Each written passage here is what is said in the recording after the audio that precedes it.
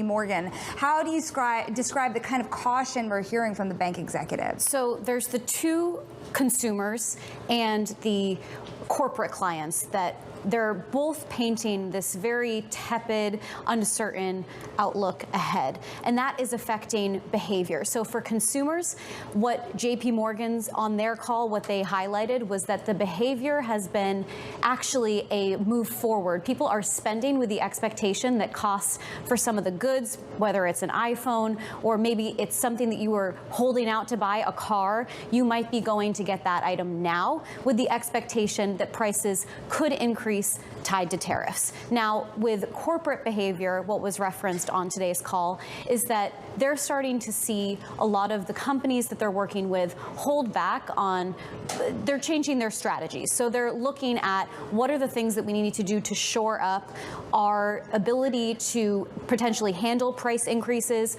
or if these tariffs do change the way that we need to manufacture, potentially moving to the US, those are the types of decisions that money managers at these companies are starting to think about, rather than how to spend to be more on the offensive, rather than, I think right now what's the change in the mood is moving to the defensive. I've been monitoring savings account levels and debt levels, and they seem to be savings account levels moving lower, debt levels moving higher across income groups. Have you heard any bifurcation of consumers? Have you heard anyone talk about a low-income consumer is having a tougher time, a high-income consumer is doing better, or are they all put in one bucket now? So across the board, JP Morgan just highlighted strength for the consumer and that they're not seeing cracks yet. But I do think that what they are also pointing out, in the difference that you're alluding to, is that with the higher end consumer, there is a slight advantage that they're given. And I think that they're seeing that in the form of spending, and also the savings are they have a little bit more of a cushion than at the lower end of the consumer, but they're not yet saying that that low end consumer is experiencing financial stress that would cause concern as of today. And Catherine, I want to talk a little bit about Jamie Dimon, the man himself. I mean, he just said on the earnings call that the bank will be in the crosshairs of the trade war. But as you've reported on throughout this week, Jamie Dimon has been also an influential voice when it comes to our trade policy. That's correct. He has spoken an earlier interview on Fox. He put out his annual letter on Sunday night. So those were both moments that the market and even President Trump was digesting, putting out his own reactions to what Dimon was saying. And on today's call, analysts did ask Dimon, was this changing how you were given your own outlook, or were you even aware of the president listening in to your commentary? And he said, I was not aware, and it does not change my approach or how I want to communicate to our customers and to the market at large. Kat, thank you so much. This is Catherine Doherty of Bloomberg News. And I want to point out, guys, Morgan Stanley, one little gem in all of these standout figures is the almost $700 million they made in so-called other revenue, much of which was tied to selling off the debt tied to X. So Elon Musk, a friend to Morgan Stanley in this administration. But did that debt cost them money over the last 4 or 8? That's a good question. 12 quarters? I would say the opportunity cost, you can consider a cost. And also, by the way, because Jamie Dimon was saying there's more hung loans, we know that that could hurt for a while. But, you know, a happy end to what has otherwise been a long, frustrating story. Don't forget to tune in. We have an interview with Wells Fargo CFO later today at 3 p.m. New York time. Wells Fargo has been choppy in the trade. We'll see what he has to say. Now coming up, President Trump's dreams of phones being made in America. We're going to look at how realistic that is next. This is Bloomberg Open Interest.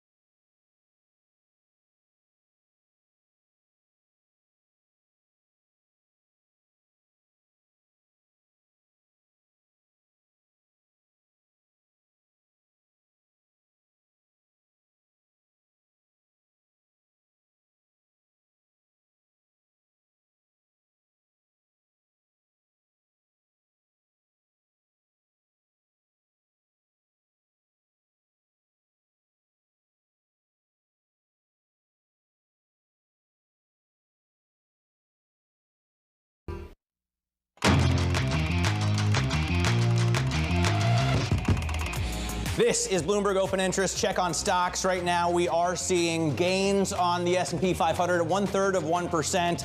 The NASDAQ rising 0.4% as some of the big tech stocks are rising. I think it's interesting that you're looking at yields that continue to climb, although we're a little bit off the danger zone in the 10-year yield of 450 right now at 448.16. These tech stocks are the reason that you're seeing green on the screen. Okay, Tesla is down, but not by much. Nvidia is up 2%. Apple is up 0.5%. You've got Google and Microsoft gaining, and then the banks, well, JP Morgan, the one bank that's really putting up some gains, Katie. And that is enough to lift the market 1/3%. And you can see also Apple shares up about 0.5%. And that's where I want to focus in on, because this week the White House made its stance clear. President Trump wants Apple to begin building iPhones in the U.S., but the dream of an American-made iPhone really faces a reality check. So let's discuss that now with Bloomberg Technology co-host Caroline Hyde. So Caroline, walk us through the different components here. There's the issue that I don't think we have the factories that are needed to build these iPhones in the United States, but talk to us about labor, suppliers, the list goes on. The talent, the engineering tooling, that we just don't have the labor capabilities. There's a great sort of visual that Mark Gurman, who is our key Apple reporter, paints. Do you want the entirety of Boston to become iPhone City? Because that's what it's going to take. It's going to take hundreds of thousands of people, and you'd have to totally flatten Boston, remake it into a manufacturing hub where people can sleep, they can eat, they can go and get their hair done, they can have gyms. It would be an entire city where the right labor supply comes together with the right ecosystem of STEM learning to supply that labor. And then you need the ecosystem of suppliers to come in as well. Asia is perfect for it. The US is not. How insane is the supply chain? And well, you know, you have another comment that you made in the IB that I have to bring up too. Yeah. Why Boston, right? I mean, maybe well, that's cheaper right, real because it's estate, 500,000 people, and that's about the amount of people that you're going to need in the whole city. But you know, just to kind of talk through What a tiny town. There's only 500,000 people in Boston. It's got to be more than that. Maybe not sprawling Boston, inner Boston. Got it. You know, to the point that you guys are making here, it's not just the size of the amount of workforce we need or space that's needed, it's the actual materials as well. Precisely, and that's why some of the rare earths and some of the imposition of stopping selling things into the United States is going to be a real hamper for the tech ecosystem if you wanted to build it here. Look, actually, Apple already makes Mac Pros in Texas, but where do they get the parts to assemble that Mac Pro? From China. Ultimately, this is about having to have the entirety of the chemicals, the rare earths, the ecosystem, the fact also that we are turning over iPhones, every 6 months? So it's not just about having one manufacturing unit that's good to go. It's about re-catering that manufacturing unit every 6 months to be able to make the most precise little changes. This is why they've tried in India. This has been for a decade. They've tried to make India a hub. And it almost is. Look, they're going to be fulfilling about 35 million phones. That is going to satisfy a lot of the demand in the United States. That is where Tim Cook is going to be focusing all his energies. But this isn't easy to do. They've been trying to diversify for many years, and ultimately India has got the space and it's got the people, it's got the STEM education. They've been able to replicate to a certain extent, but 220 million phones are sold per year, right, and of varying degrees with different intricacy. Over in Brazil, in Latin America, they do have a hub, but for much lower end phones as well. So this is really sophisticated and hard. Well, and also diversifying to India and to Brazil is a lot different than producing here in America. When I talk to car makers, they all tell me, none of them on the record, obviously, that you know, it takes so long to do this, and it's such an investment for the future that maybe they wait 2 years and see how the Republicans do in the midterms. And certainly, unless he changes the Constitution, right, Donald Trump isn't staying here for longer than one term. So, and Apple has committed a lot of money. Look, we heard from the spokesperson of the White House, of course, Caroline herself, good name, but spelled with a K. Caroline Levitt was saying, look, they're already putting a big chunk of change into the United States. What was it, over $500 billion that they've committed to spend over the next few years? But that is in the manufacturing and more of data centers. This isn't going to be about the intricacies of making an iPhone. It is a decade-long program, and this is why you're seeing Apple sell off so hard. Yes, it's up today. Yes, it's up on the week, but it's still down by more than 5% on the month. More broadly, people are worried about a 90% increase in costs of making an iPhone if you brought it to the US. That's what Bank of America say. All right, Caroline, thanks so much for joining us. Caroline Hyde, they're talking to us about Apple and the iPhone, how much it'll cost if these tariffs stay in effect. Coming up in the next hour, we'll talk to Joanne Shu from the University of Michigan on the consumer sentiment data that we're going to get out at the top of the hour. This is Open Interest.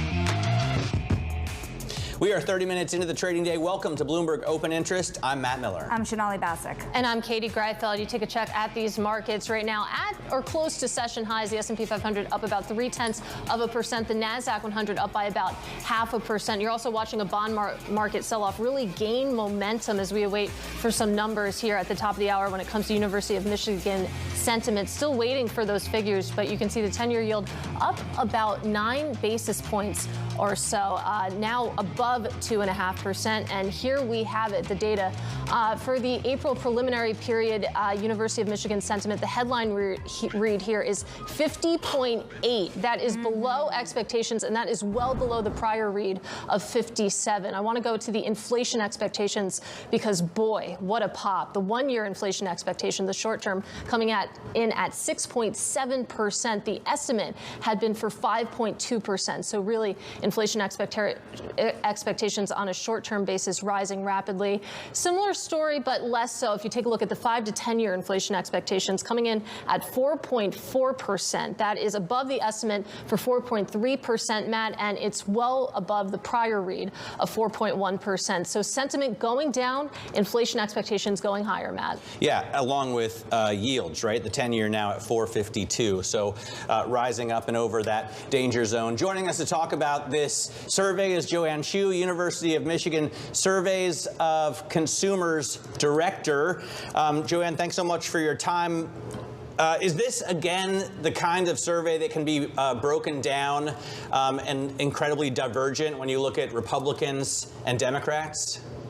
Actually not divergent at all this month or for the past 2 months. We have Americans from across the political spectrum telling us that the outlook for the economy has deteriorated over the last 2 months. The inflation expectations increasing. For the short run, that was across political affiliation. For the long run, that was largely driven, most visible among independents. So we're really seeing across the board widespread concerns that the outlook for the economy is getting worse. A few of the data points that Katie had just mentioned, and you say this word in the statement as well, that there's some alarming nature of how consumers are behaving right now. And when it comes to inflation expectations, costs rising 6.7% in the coming year, the highest since 1981. What is the risk with that type of an expectation that inflation becomes entrenched?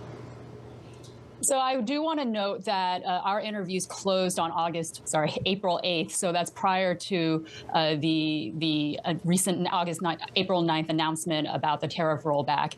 But that being said, we've seen a lot of increases in inflation expectations with all the developments with tariff policy, whether the tariffs are going up or whether they're going down. Consumers are acting on their beliefs.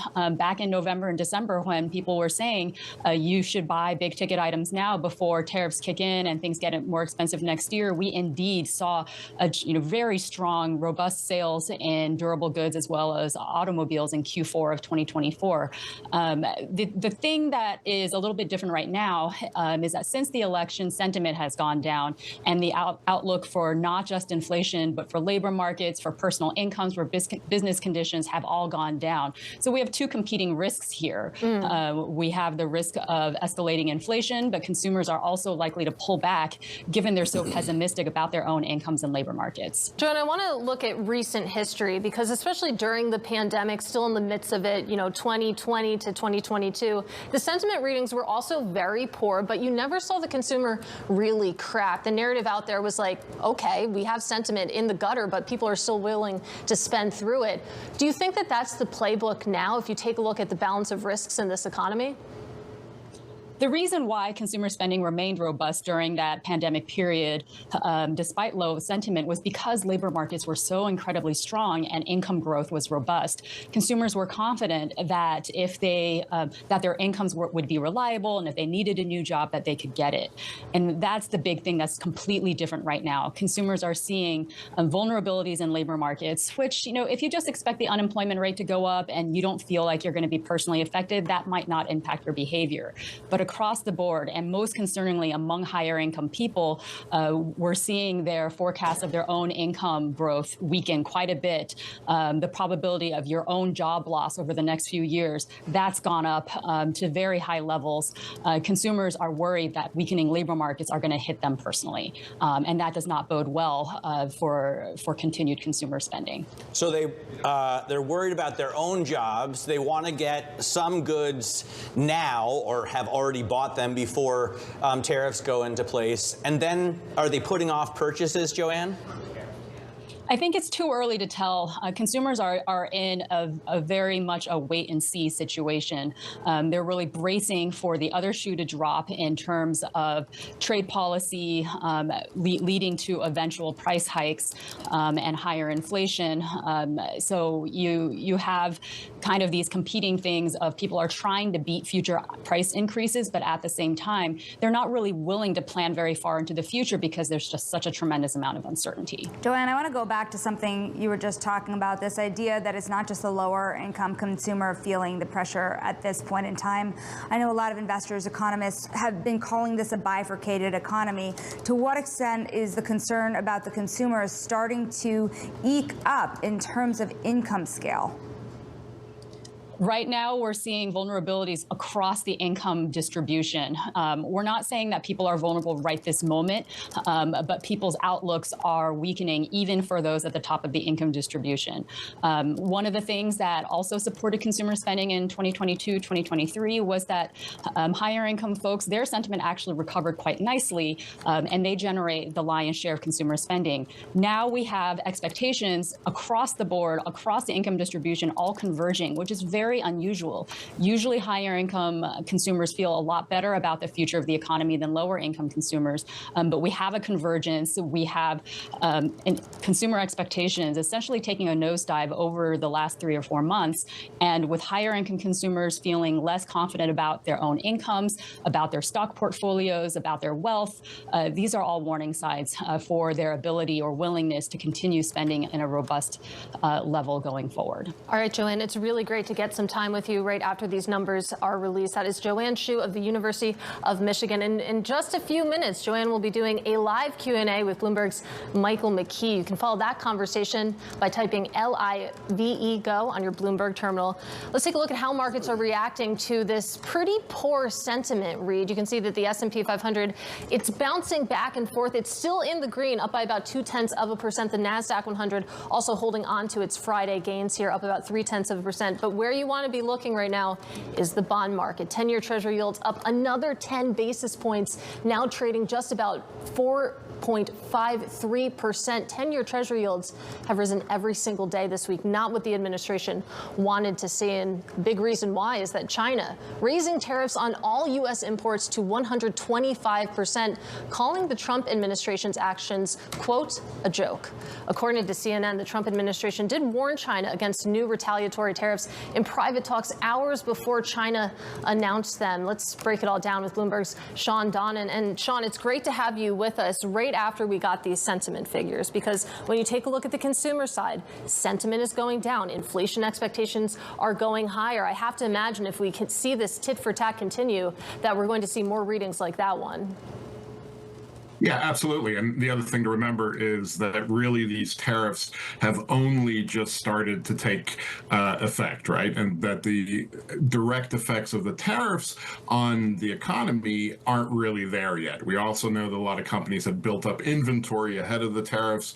So, you know, the prices that you see at the grocery store for those flat screen TVs at Best Buy or Walmart and so on may not be reflecting the tariffs just yet. But we are also seeing, at the same time, just in the past week, a real freezing up start in terms of global trade, and particularly U.S.-China trade. We know that lots of companies have frozen orders from their Chinese suppliers. We know that bookings for containers are way down just in the last week from where they were beforehand. So we know that there's an impact that's going to come. We've been watching this kind of rolling impact through the financial markets for the last week. The rolling impact through the economy of the tariff kind of starts now. You know, right now, Sean, it looks like the administration is punishing the allies that it needs to go up against China, and even at the lowered levels, putting a tax hike on American consumers, the likes of which they haven't seen since the 80s. But is the idea, you think, to negotiate quickly a good deal with our allies and then all of them gang up on China? Yeah, look, I think that's the way the White House is spinning it, but I think it depends on what you call a good deal and which side of that deal you're sitting on, right? I'm not sure the European Union is going to think that a deal that involves a 25% tariff on their car exports to the United States and this 10% baseline tariff remaining in place, which seems to be what the administration is setting as the kind of floor for any negotiation. I don't think the European Union is going to see that as a good deal, and I don't think that's a lot of companies here in the United States are going to see that as a good deal. You have a lot of, remember, pharmaceutical companies, even European manufacturers like BMW down in South Carolina that are employing Americans who rely on inputs from Europe and components or the elements that go into making medicines here in the United States. Eli Lilly has a huge operation in Ireland. A lot of that stuff goes straight to Indiana, where they then turn it into kind of finished medicines. So, all of that impact is still there. In terms of applying pressure on China, I think the message we're getting out of China so far, and we heard that again overnight, is they're not interested in talking right now. They think that they can wait out the United States. They think that the pain in the United States is going to be tougher for Donald Trump and for the American consumer to bear than for the Chinese government or the Chinese consumer, and therefore that they have perhaps more leverage than the Trump administration thinks. That's why, a lot of people are increasingly worried about tit-for-tat tariffs just kind of continuing to escalate, although, they've reached a point with China where there's no point in going any higher. You've shut down trade effectively with 100% plus tariff. Thank you so much for joining us today. Of course, that is Bloomberg's Sean Donnan, keeping very much on top of what has been a live situation. Now, I want to keep an eye on bank stocks as well, because we are watching some of them turn back more firmly into the green. JP Morgan up by more than 2%. Morgan Stanley has been fluctuating, trying to break into the green. Wall Street businesses faring a little better than the consumer ones. Wells Fargo down 4%. Here could be a reason, guys. Ted Pick talking to analysts on a call right now, saying that animal spirits going into hibernation could be a bear case, but that is not where we are. He said markets are off, but clients are very much engaged. High volumes in every region. So one other positive signal from Wall Street. So we'll continue to keep an eye on that. I want to take a quick check on Boeing here. Bloomberg News just broke the story that China's Junyao Airlines is delaying delivery of a 787-9 Dreamliner. It was valued at about $120 million. Now delaying that. Was supposed to take delivery in about 3 weeks. You can see Boeing taking a quick fall here, Matt Miller. All right, coming up, trade tensions loom large over earnings season, forcing corporate America and Wall Street to tear up their forecasts. We'll talk about that next. This is Open Interest.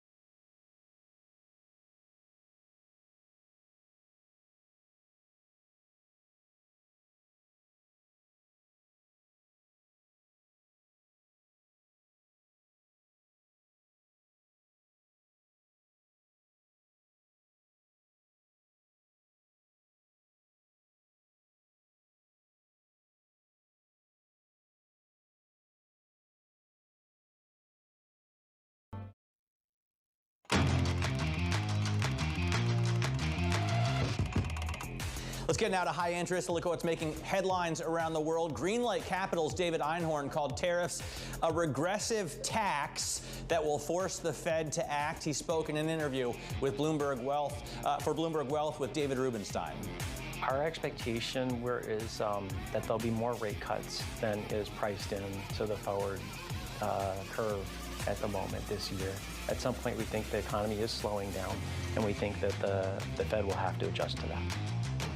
Einhorn went on to say that tariffs will affect lower-income people disproportionately. You can watch more of David Rubenstein's interview with him on Bloomberg Wealth. That airs June 3rd at 9 p.m.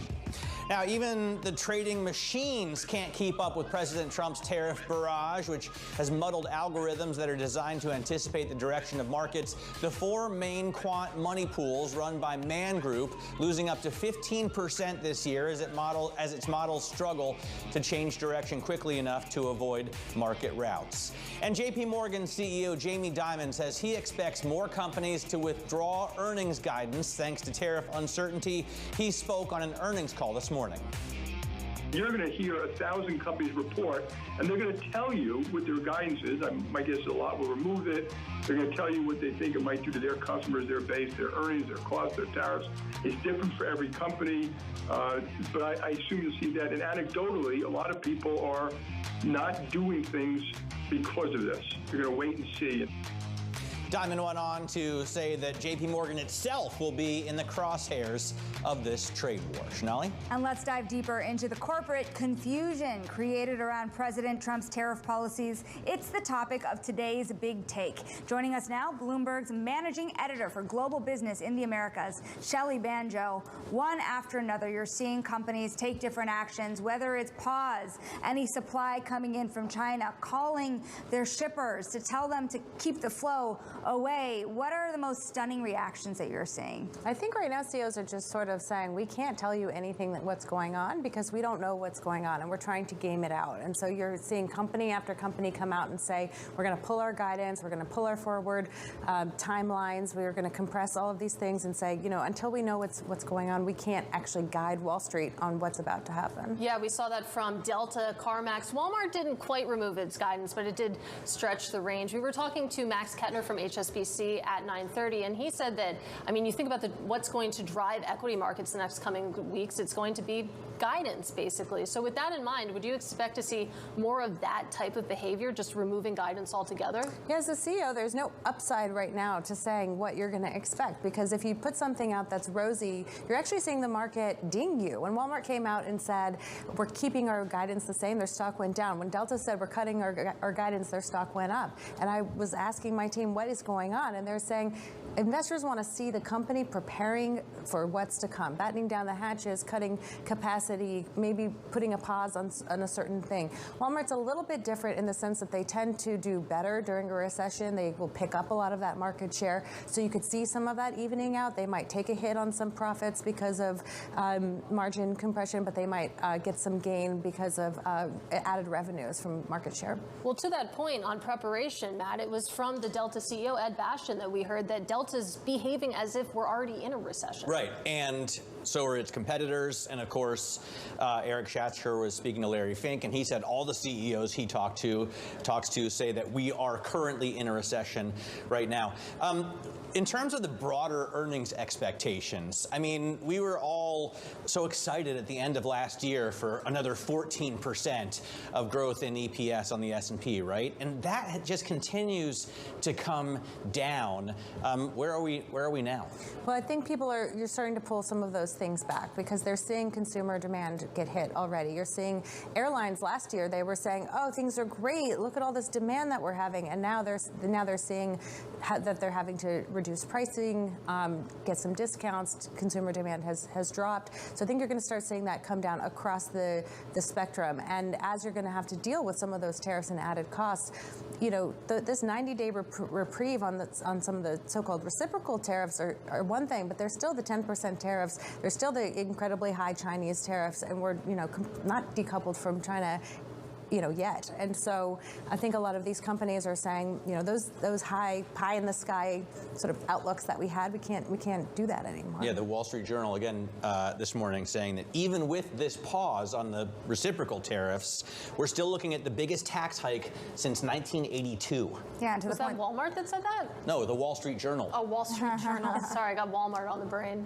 I know, me too, but honestly. Maybe they said it too. And another W, Wells Fargo too, just to kind of highlight the problem here, they did give guidance. They kept it the same, but you still see the stock down 4% to the same idea we saw with Walmart. You can't win when there's this much downside risk. Shelley Banjo, we thank you so much for keeping in all things corporate America across the entire country. Now, still ahead, we're going to talk about a specific company that was supposed to see some gains here. Tesla. It stops taking Model S and Model X orders in China as the trade war ramps up.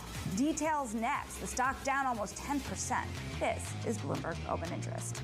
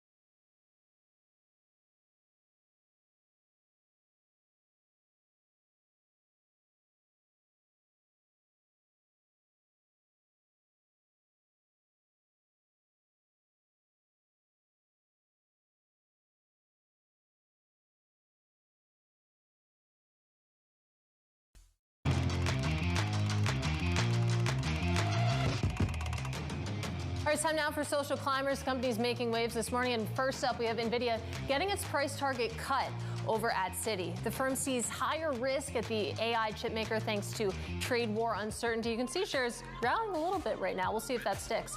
Next up, we have global car maker Stellantis reporting that shipments fell 9% in the latest 3-month period. The decline is being attributed to lower North American production, shares down about 2.3%. And finally, Tesla will no longer take orders in China for Model S sedans and Model X SUVs thanks to escalating trade tensions and an escalating trade war between the two countries. Remember that Tesla generated over a fifth of its revenue from China last year, and loss of Model X and Model X sales would be a setback to the company's already shaky position in the Chinese market.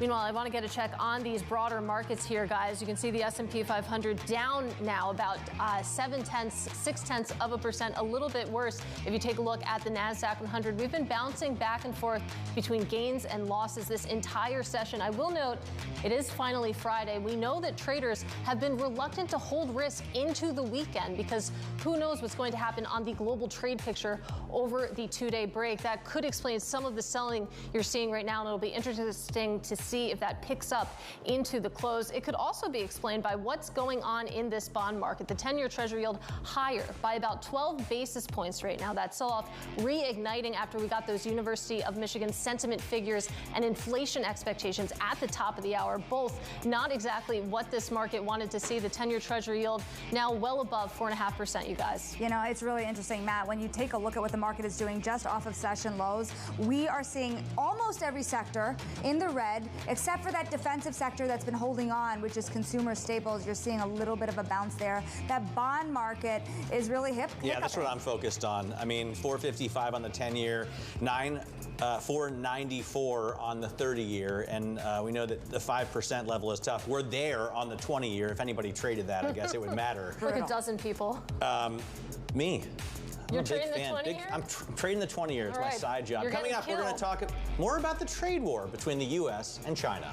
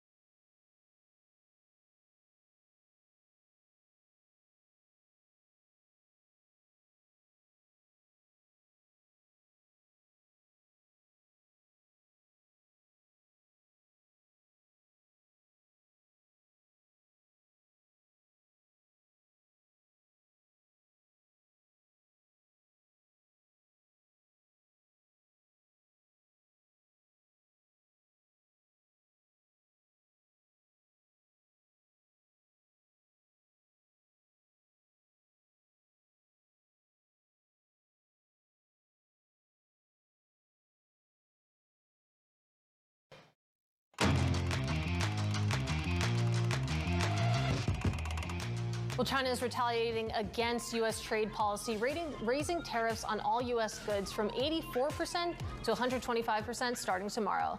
Now, this comes as China is also tightening controls on exports of several types of rare earths. Let's discuss now with Tony Sage. He is Critical Metals CEO, and Critical Metals is a mining development company focused on metals for defense applications with projects in Greenland, Austria, and Saudi Arabia. So plenty to talk about here, Tony. And I want to start with rare earths and those exports export restrictions. Just give us some context here about which industries and which specific products would be most vulnerable in that situation. Look, it's virtually everything. I mean, Elon Musk cannot send up a rocket. You can't build an F-35 fighter, a destroyer, nuclear power submarine. So the defense industry, especially for the West, is in so much trouble because China's retaliating not by just increasing tariffs. They've actually banned the export now of a couple of the critical rare earth metals, which is gallium and antimony. So they're very, very important metals for the defense industry. So the West has really got itself in this pickle because over the last 20 or 30 years, they've allowed China to control 97% of the world's rare earth market.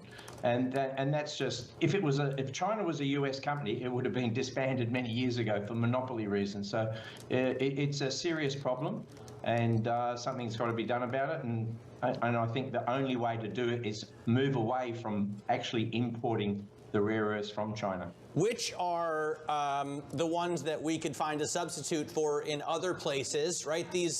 A lot of these metals can be found in other regions. It's just that the Chinese have dedicated funds to processing them. And which are those that we can't find any replacements for?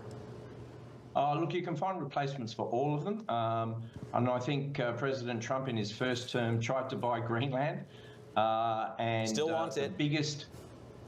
Still wants it because the rocks haven't moved. The biggest rare earth deposit in the world outside of China is in Greenland. It's got virtually every single rare earth metal in that deposit. It's just now a matter of exploiting it. The company that I am chairman and CEO of has that deposit. And we're working frantically with the State Department and the Pentagon to make sure that we're able to do it in a timely manner. I don't think there's many stockpiles of the materials left, especially the ones that China has banned, the gallium especially. So yeah, we really need to do that. There's a couple of rare earth companies in the US itself that need to really get some funding and boost that production as quickly as possible. Tony, I'm glad you brought up the funding issue here because my major question was, even if you wanted to diversify your supply chain of rare earth metals away from China, how expensive would it be and what are the barriers or hurdles to cross in that turn? Yeah, look, not that expensive to actually mine the rare earth rocks, if you like, and you produce those rocks. You'll send them out from Greenland. You put them in the processing plant somewhere in the United States or even in an EU country. Iceland is very close to Greenland, as you know. Most of the alumina industry is there because of the geothermal power. It's very cheap. So either location, and then you've just got to build a plant. So look, capital cost for both, probably in the region of $400 to $600 million US.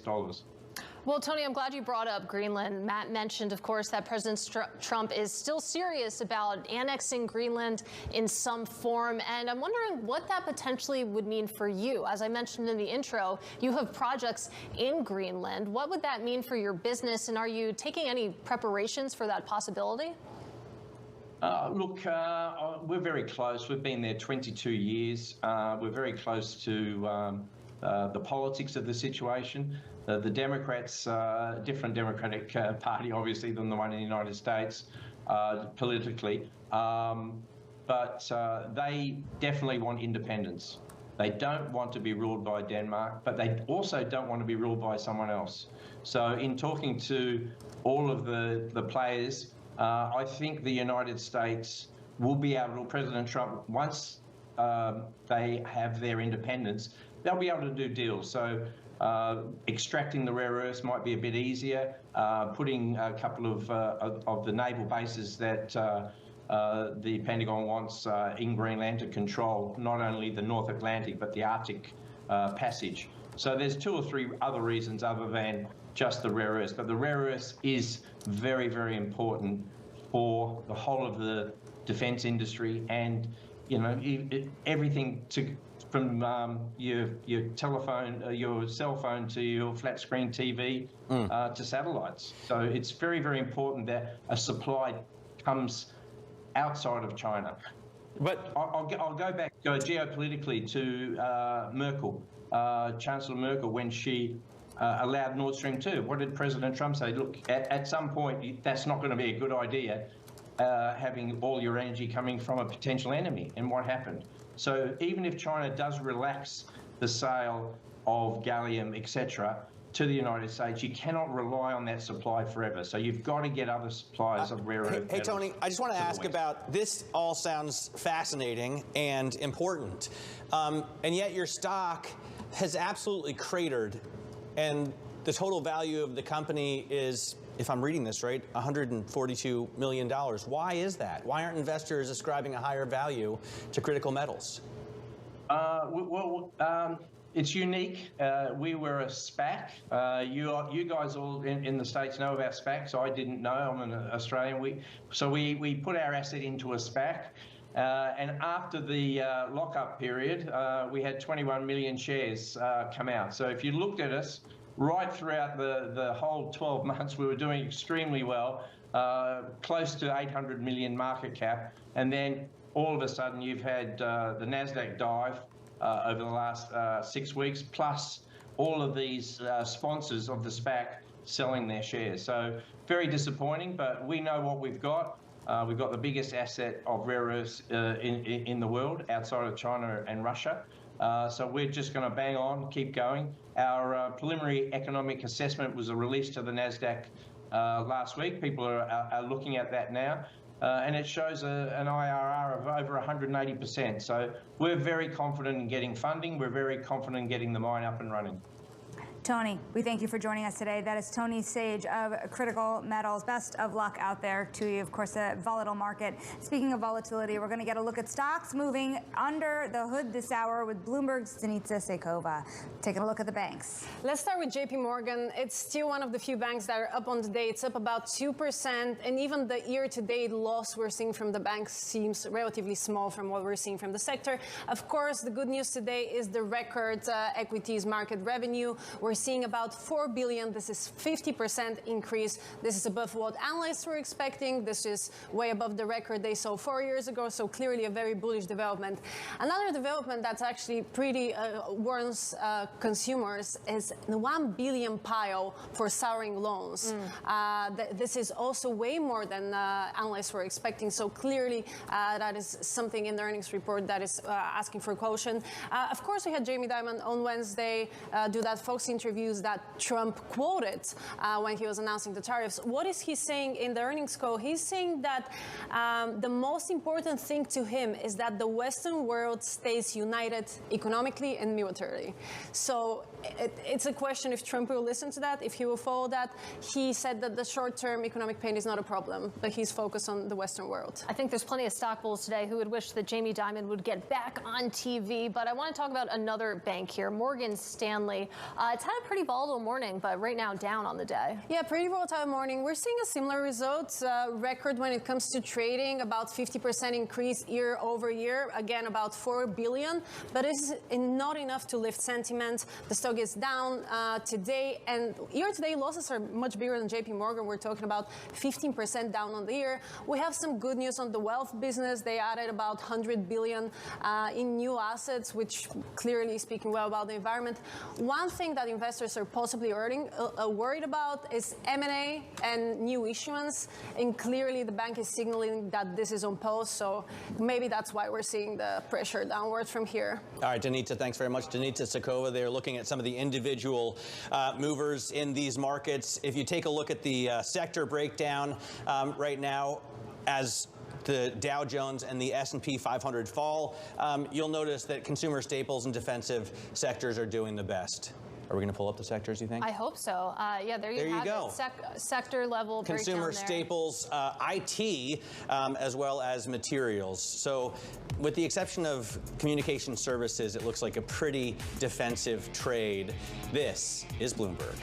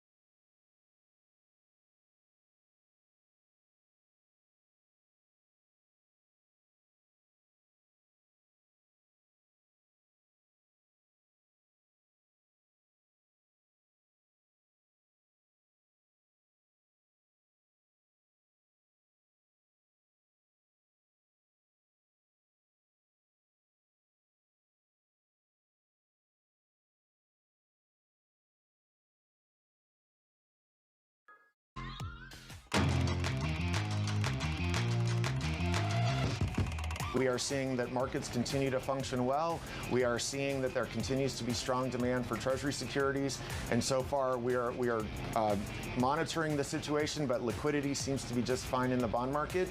And so as we generate realization of some of the negotiations that are going on, we anticipate that that's going to continue to bolster demand for dollars and dollar-denominated securities and reduce some of the volatility that's currently in capital markets. And that was Deputy Treasury Secretary Michael Faulkender speaking to us earlier about the bond market. So let's go there right now because, boy, it has been a very volatile session for the bond market. The 10-year Treasury yield higher by 13 basis points if you round up just a little bit. We have broken above 4.5%. That's taking some of the enthusiasm out of these stock markets. That combined with some ugly sentiment data that we got at the top of the hour. You can see the S&P 500 down about 0.2%. The NASDAQ 100 not far behind there. I will note, though, Matt, the volume right now is just about flat when you take a look at the 20-day average, but we have seen some incredible trading days. I mean, this is not one of them. No. This market is tepid to the point of who cares. We don't know what's going to happen, though. The day is young. I mean, yeah, but if we're up 0.3 or down 0.3, I don't think it matters in the face of 10% moves. It is one of the 12% worst. swings. It's one of the worst days in the bond market this week. Yeah, the bond market is where you're looking today. Joining us to talk more about that, Bloomberg's Bailey Lipschultz and Ed Harrison. And Ed, we'll start with you because we really did use the $5. We did. I don't think that's a good look. No. It's our Brady Bunch. I wouldn't use that. All waving at each other. Ed, I want to get to you on the bond market because, you know, if we were in a different kind of parliamentary system, this could be dangerous for Donald Trump. But the fact that, you know, that there's a populist nationalist administration in power means it's not necessarily that big of a deal. Hey, yeah, Matt, and TJ, I have to say, because you know you're on the money there. You're talking about Liz Truss, obviously, and that her against the lettuce. She was outlasted by the lettuce because there was a loss of confidence in the government, and they brought in someone else to replace her. I think that's what you're seeing here in U.S. dollar assets. I thought it was interesting that we got news PPI at 8:30. Lower than expected. Also, we saw CPI the day before lower than expected, and yet only the short end of the curve was rallying on that news. The long end was actually yields were rising, and then as the day progressed, we got yields even on the short end rising. That tells you that U.S. Treasuries aren't the safe haven asset, and that actually people are fleeing Treasuries as well as the U.S. dollar, which has fallen precipitously. To a 3-year low. Ed, we need to look at that dollar spot index over the course of the year because it has just taken a nosedive and it certainly has felt a lot of pain this year.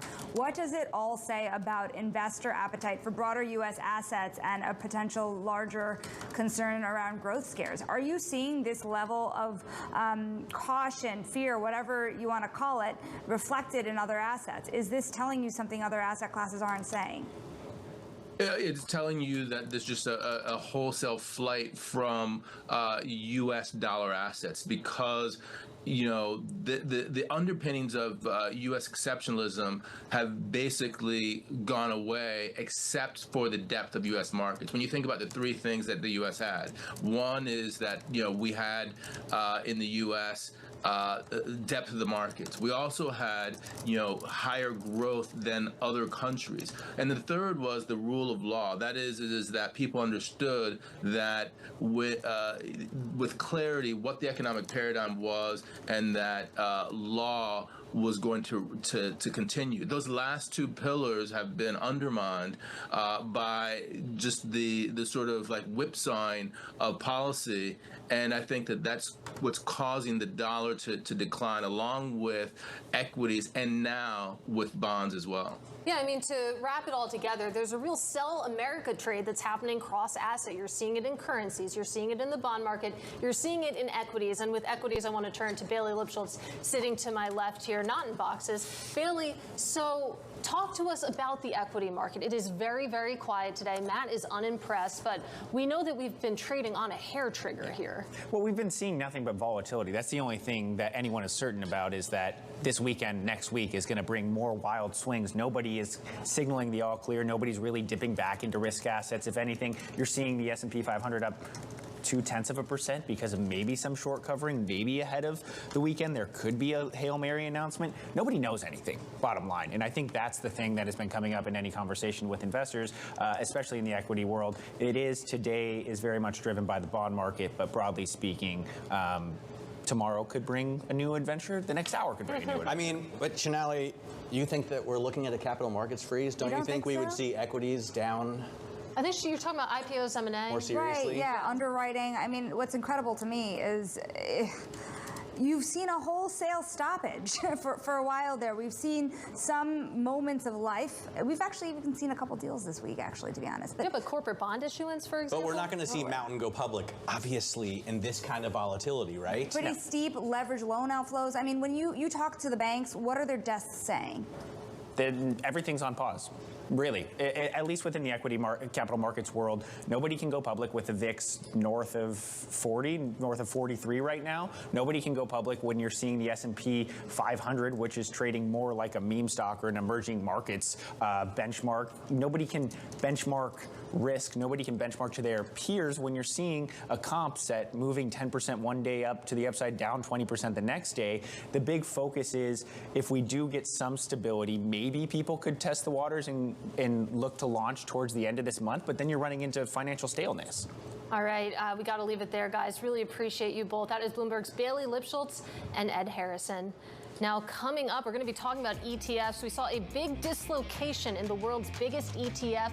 We'll talk about that and a very interesting tweet from one Bill Ackman next. This is Open Interest.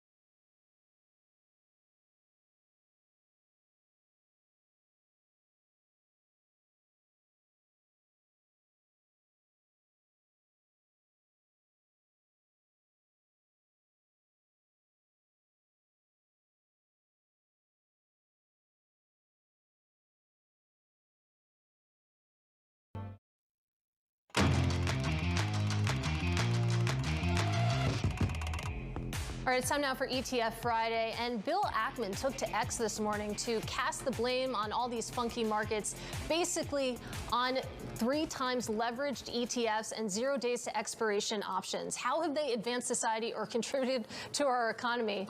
Bill Ackman asked, responding to himself, pointing to how a lot of the moves in this market have been technical, mechanical, rather than fundamental. Let's bring in Bloomberg senior ETF analyst Eric Balchunas now to discuss. So we'll talk specifically about leveraged ETFs here, and they're a satisfying boogeyman for why you see funky moves. Of course, they've grown really wildly over the past couple years, and there was an interesting note from Nomura, for example, on Wednesday saying that these products were going to have to buy $30 billion into the close just to rebalance themselves. But even with all of that in mind, what do you make of Ackman's argument here? I've been hearing this for a while. Look, you can gamble on anything in America. I mean, we have a gambling culture. So I just look at it as that. You could go on DraftKings and bet on like whether the first points will be scored in an NBA game by one team or the other. So there's also the options market, which is just one giant casino. Like stock trading. I mean, I don't know how far you want to go with this. The leverage ETFs, I agree. We have a red light rating for them, so we do try to get advanced information. Hey, there's leverage. They have volatility drag. The math can be weird.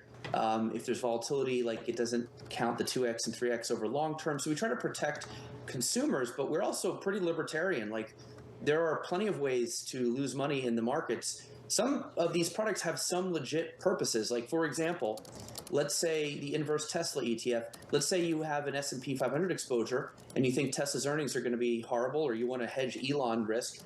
You could just buy the inverse Tesla ETF to sort of hedge out your Tesla without having to mess with your S&P 500. So these are just other tools to work your portfolio and straight gamble or speculate.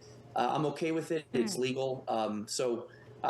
We've been hearing this for a while, though. Eric, speaking of how far we want to go with this, not mentioned in the Ackman tweet, but you can get there yourself, is the retail exposure to, zero-dated options, the ETFs that are highly leveraged. I mean, on net, I mean, how much have people lost or gained from these high-octane products? Has anybody gotten really hurt as we've seen a proliferation of them?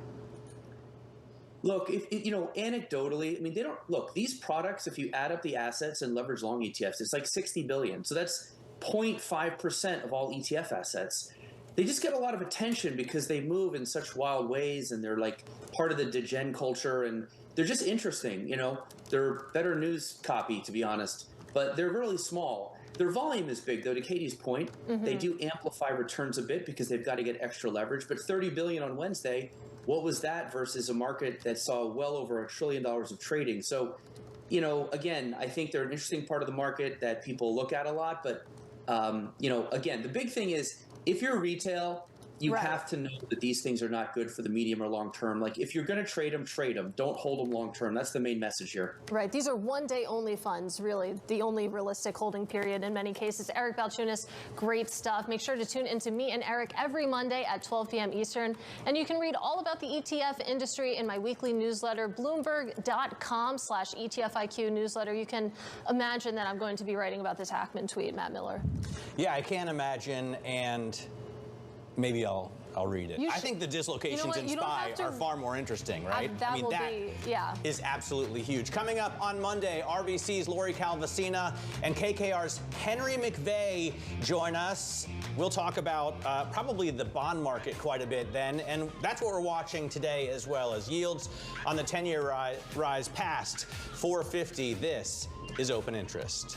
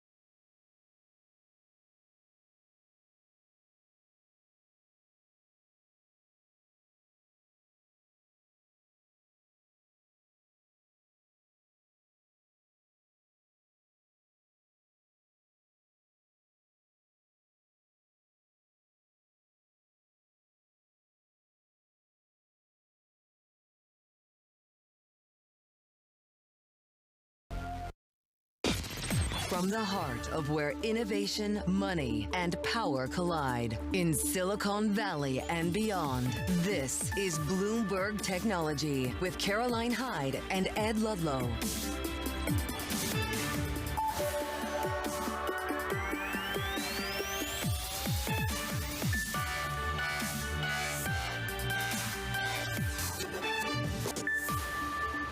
Live from New York and San Francisco, this is Bloomberg Technology. The trade war between the US and China, it continues.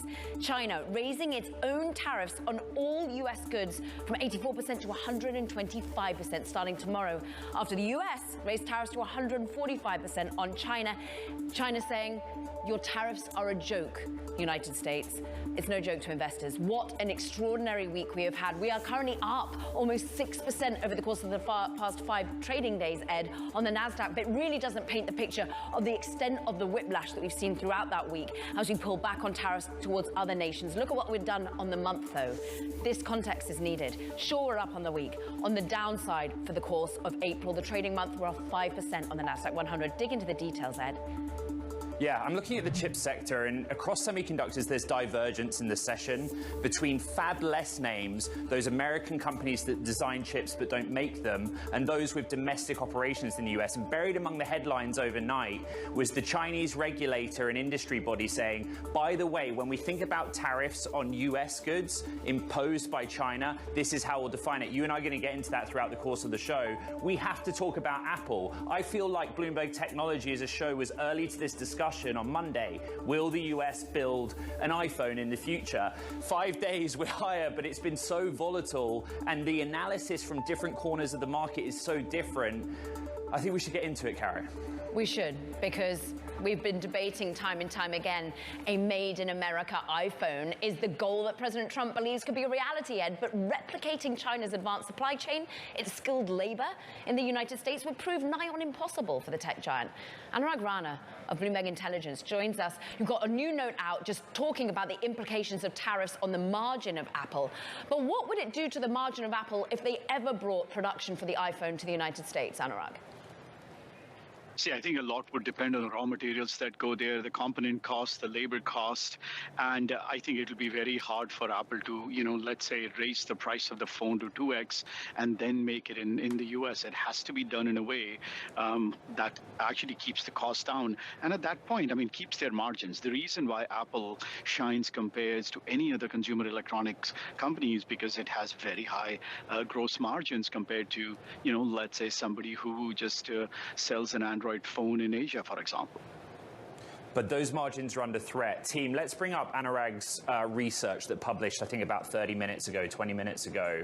I'm just going to read it. Our analysis suggests a margin impact of 100 to 170 basis points for every 10% tariff increase on China manufactured products. Apple could mitigate some of the impact through price increases. You've been talking about price increases all week. The key question seems to be where, and you think that will be on the services side, not on the handsets. Because as I said, it's very difficult to take $1,000 phone and double it up to $2,000, but it's slightly easier to take a $299 iCloud plan and let's say make it up to $5 or $7. And also remember, some of those revenue streams when it comes to the services business, especially cloud services, they have very high incremental margins. These are products with 75-80% gross margins, much more than the product side of it, and it doesn't really pinch the consumer that much. And they could phrase it as it's only going to be done over the next 6 months or the time period when the tariffs are, and then they can scale it back. I think from a consumer point of view, it is less, it hurts them less. But again, that's just one service I talk about. There could be others as well. But I feel very, strongly that I don't think they can raise the price of a phone up by, 50-60%, maybe slightly, maybe 5%, 10% or so. But anything above that, I think destructs demand. Anurag Rana, Bloomberg Intelligence, thank you very much. Let's stick with Apple and the impact of tariffs on technology. Tony Wong, T. Rowe Price Science and Tech Equity Portfolio Manager, joins us now.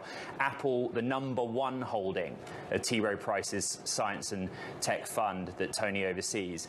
Tony, when I was learning about the technology industry and the markets and making my way through Bloomberg Television's newsroom, I was always told that Apple and names like it had an entrenched market position. innovation, strong balance sheet, and in crises or recession, that's where they would survive and thrive. But I think right now, you can't necessarily look back at history and precedent. How on earth are you modeling the future of this company?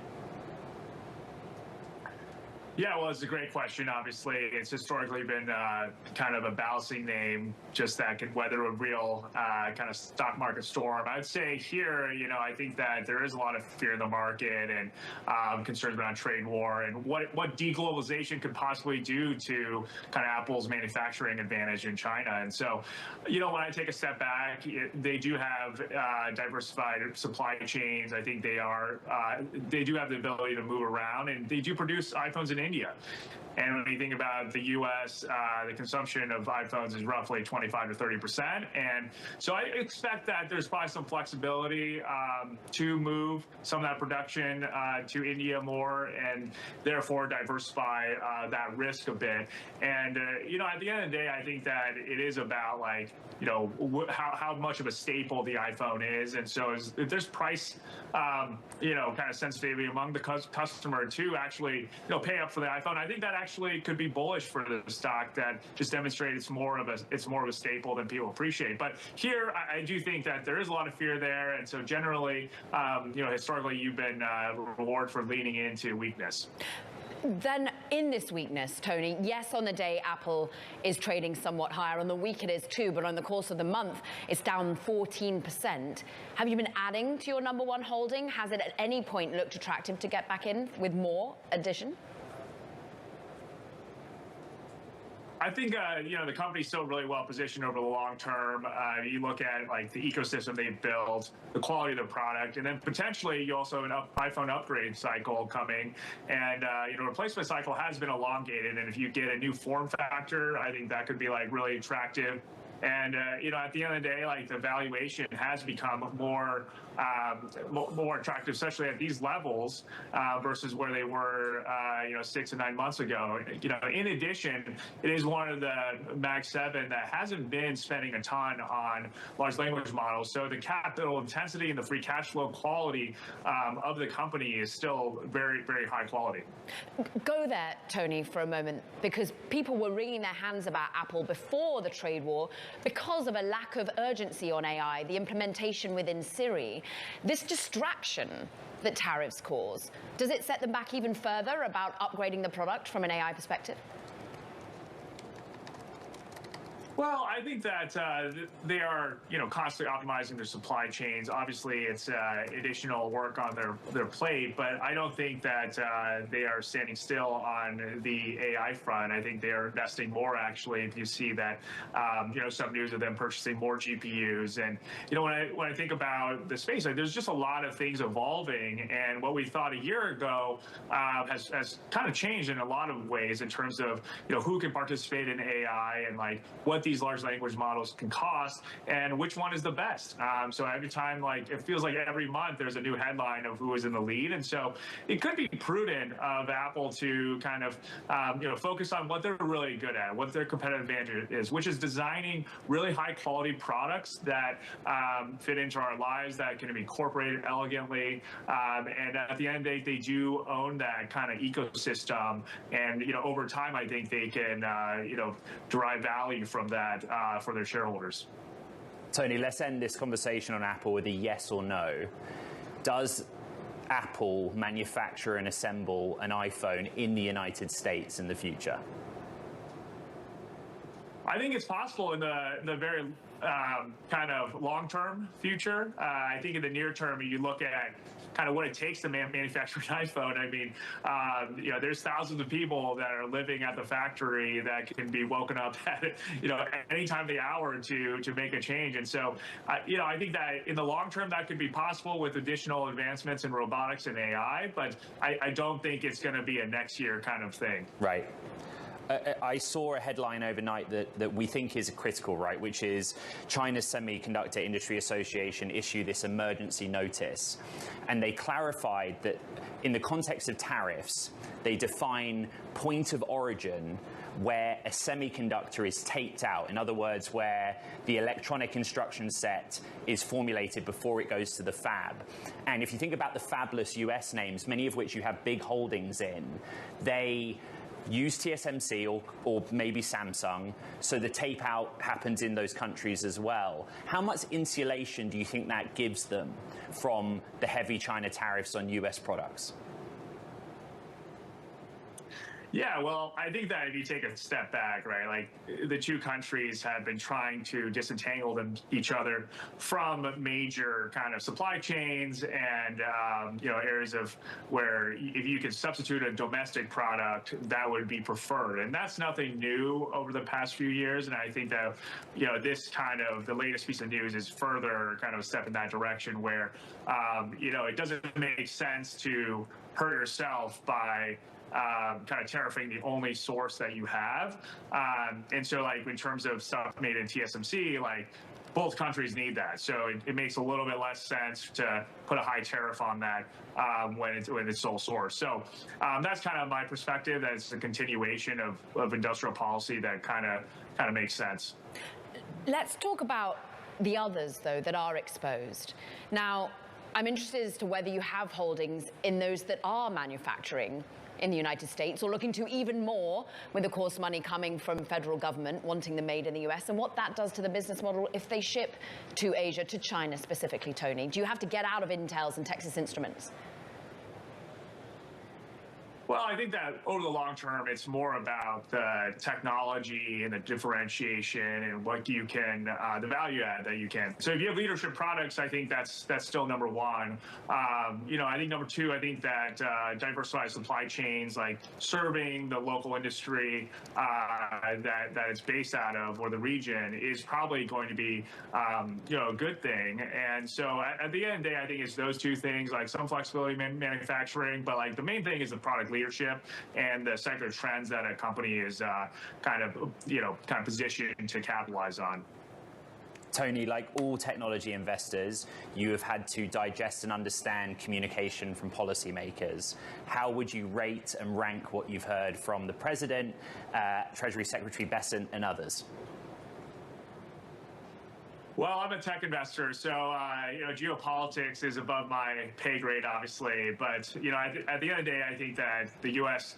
administration and the leaders that we have elected, they will do what's best for the country, for our companies here in the U.S. So I think that we need to trust them, and they do. I think they are trying their best, and at the end of the day, I think that they will protect American interests. And what's most important is keeping U.S. technology at the forefront, that's what I look for as an investor. Tony Wang, thank you so much of T. Rowe Price. So important to have the investor take today and after one long week. Coming up, we'll take a look at how Chinese tech investments are handling trade tensions and outlook for a TikTok sale to a US buyer. We've got Lead Edge Capital's Mitchell Green joining us, a holder in ByteDance. This is Bloomberg Technology.